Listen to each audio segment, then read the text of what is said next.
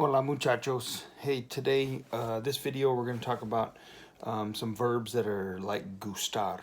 They're kind of backwards when you actually translate them to English, where we talk about the thing and then the verb and then we say who it is. But in Spanish we do the who first and then we have the verb and then the what comes last. Remember the who, when we do verbs like this, are indirect object pronouns. So that's either going to be me, te, le, nos, or les, okay?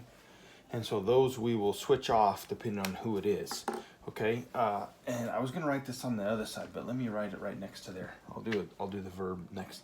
And remember, we do have little statements here to either emphasize or clarify who it is that likes or who it's important to or who loves that thing. So remember, if I like it, I'm gonna say a mí. That has an accent. If you like it, it's a ti, no accent. Le could be a usted. Let me see if I can cram this in here. A usted. Or el a él. Or a ella. So le could mean all those things, right? So these would be to emphasize, because we already know who it is. With me and te, we're not wondering who likes it. But with le, we don't know, so that's why you'd use a usted, a él, or a ella to clarify. Nos would be a nosotros. And then les would be a ustedes. Or a ellos, a ellas. Now remember, these are pronouns, so you could actually have the names. So you could say like, if you're saying we like, you should say like, a Miguel y a mí. So that would be Miguel and I. Again, that would be we could just use nosotros as a pronoun. Or for any of these up here, the L or the ella, you could actually see names instead of the L or the ella. Okay? Okay, so again, this little part here is just, sometimes you'll see them. That's just to emphasize or clarify. But the important part is the indirect object pronoun. You have to have that. Okay? All right, so then let's talk about the verbs that are like gustar. In this vocab, we have the verb quedar, which means to fit. And remember, for all of these verbs, we only use two of the forms.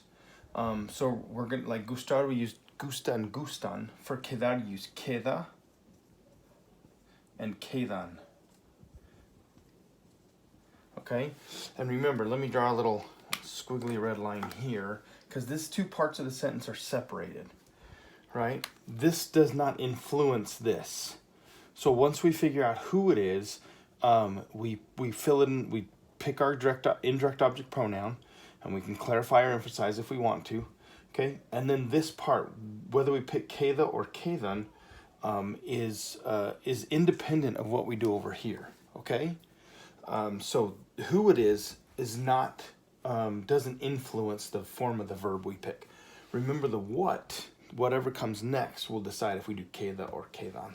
Okay, so the next one is, let me pick a different color here. We also, the verb, another verb like gustar is encantar.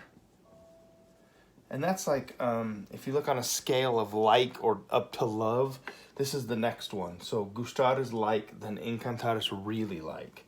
Okay, importar,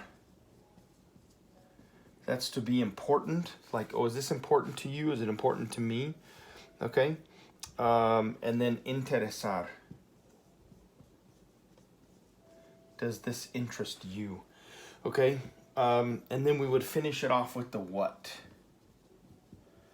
And remember, if it's singular, if whatever it is that we're saying that fits us or that we really like or is important to us or that interests us, if it's singular or an activity, then you don't put an N on the end. No N. If it's plural, then add the N. Okay? So really these two forms here, if we did our verb chart here, right? It's this form and this form. This is queda and that's quedan. Those two at the bottom. And so again, singular's over here, queda, no N. If it's plural, then you want that one, quedan. So if you're saying, oh, how does that shirt fit? ¿Cómo te queda la camiseta? But if you're asking about the pants, now we can say, ¿cómo te quedan? Okay, los pantalones. Okay?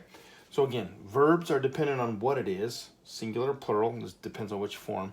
And then the who is independent of that. And again, the who does not influence which verb form we pick. Okay, those are our verbs like gustar.